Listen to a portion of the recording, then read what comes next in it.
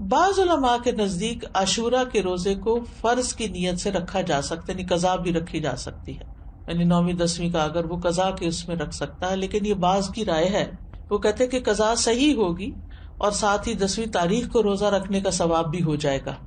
یہ شیخ ابن عثیمین کا فتویٰ ہے، ان کے خیال میں ایسا کیا جا سکتا ہے. لیکن افضل یہی ہے کہ عاشورہ کا روزہ نفل نیت سے ہی رکھا جائے، فرض کو اس میں مکس نہ کیا جائے، اور 10ویں کے علاوہ جو باقی دن ہیں ان میں اپنے قضا روزے ادا کر لے انسان. لیکن 9 اور 11 کا روزہ قضا کی نیت سے رکھنا جائز ہے. سمجھ گئے؟ یعنی 10ویں کا روزہ قضا کی نیت سے نہ رکھے، لیکن 9ویں اور 11ویں کا رکھ لے، کیونکہ 9ویں اور 11ویں کے روزے کی کوئی خاص فضیلت نہیں بتائی گئی. پھر اسی طرح حالت سفر میں اگرچہ روزہ رکھنا منع ہے، لیکن اگر مشقت نہ ہو تو عاشورہ کا روزہ سفر میں بھی رکھا جا سکتا ہے. یعنی اگر آپ ٹریول کر رہے ہیں تو بھی آپ روزہ رکھ سکتے ہیں.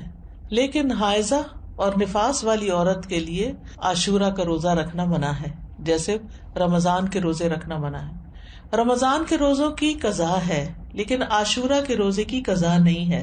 یعنی اگر کسی خاتون سے عاشورہ کا روزہ چھٹ گیا ہے شرعی عذر کی وجہ سے، پیریڈز کی وجہ سے یا نفاس کی وجہ سے، تو ایسی صورت میں اس کو محرم کے کسی اور دن عاشورہ کا روزہ رکھنے کی ضرورت نہیں ہے. محرم کے روزے ویسے ہی افضل ہیں تو وہ روزہ رکھ لے.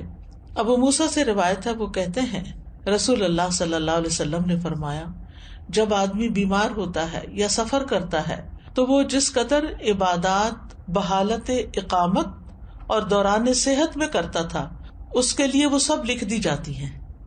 یعنی اگر ایک خاتون ہے ہر سال روزہ رکھتی ہیں عاشورہ کا، لیکن اس سال وہ شرعی عذر کی وجہ سے نہیں رکھ سکتی، تو بعض اوقات پریشان ہونے لگتے ہیں، وہ کمپلین کرنے لگتے ہیں، کیا بنے گا، کیا ہو گیا، یہ کیوں ہو گیا، وہ کیوں ہو گیا. نہیں، یہ تو اللہ کی طرف سے ہے عذر. کوئی بھی خاتون خود اپنے ایام تو نہیں شروع کر سکتی، تو ایک فطری طریقہ ہے، اور اس کو اپنے وقت پر ہی جب اللہ کا حکم ہوتا ہے شروع ہونا ہوتا ہے. تو ایسی صورت میں اس کو یہ تسلی رکھنی چاہیے کہ میں نے صحت کی حالت میں جو روزے رکھے ہیں، انشاءاللہ اگر اس دفعہ میں عذر کی وجہ سے نہیں رکھ سکتی تو اللہ تعالیٰ مجھے اس کا بھی اجر دے دے گا.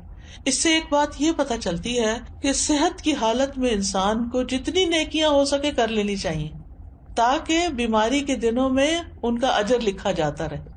یعنی انسان کو صحت کی حالت میں نیکیوں کا حریص ہونا چاہیے، اپنے معمولات بنانے چاہیے. یہ نہیں ہے کبھی کچھ کر لیا کبھی کچھ کر لیا، نہیں.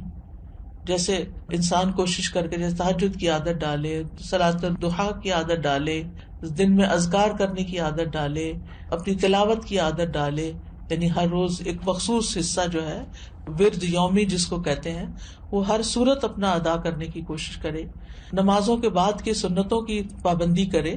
تو پھر اگر وہ بیمار ہو جاتا ہے اور بیٹھ کے نماز پڑھ رہا ہے اور اشاروں سے پڑھ رہا ہے، تو انشاءاللہ جو وہ اپنی صحت کے دنوں میں جیسے وہ پڑھا کرتا تھا اس کے مطابق اس کو اجر مل جائے گا. تو صحت کو بیماری سے پہلے غنیمت جانے اور اس میں اچھی عادتیں اپنائیں، دینی اعتبار سے بھی سستی نہ کریں کہ انسان اور کاموں میں لگا رہے اور نمازوں کی پرواہ نہ کرے یا عبادات سے غافل رہے اور صرف دنیا کے پیچھے بھاگتا رہے. نہیں، عام دنوں میں، صحت کے دنوں میں انسان پابندی کرے تاکہ اس کا اجر محفوظ ہو جائے. کیونکہ اگر کوئی زندہ رہتا ہے تو بڑھاپا تو آنا ہی آنا ہے، اور بڑھاپے کی کمزوریاں بھی لاحق ہونی ہے. یہ الگ بات ہے کہ کچھ لوگوں کو اللہ سبحانہ وتعالیٰ ایسی توفیق دیتا ہے کہ وہ بڑھاپے میں بھی اپنی عبادت جاری رکھتے ہیں، بلکہ وہ جوانی سے بھی زیادہ اس میں عبادت کرتے ہیں کہ اب فرصت ہو گئی، فراغت ہو گئی، اور یہ اللہ ہی کی توفیق سے ہوتا ہے. تو عام دنوں میں جو کی جانے والی عبادت ہے اس کو انسان شوق سے کرے، تو پابندی کے ساتھ کرے، چھوٹی چھوٹی باتوں پر ان چیزوں کو چھوڑ نہ دے.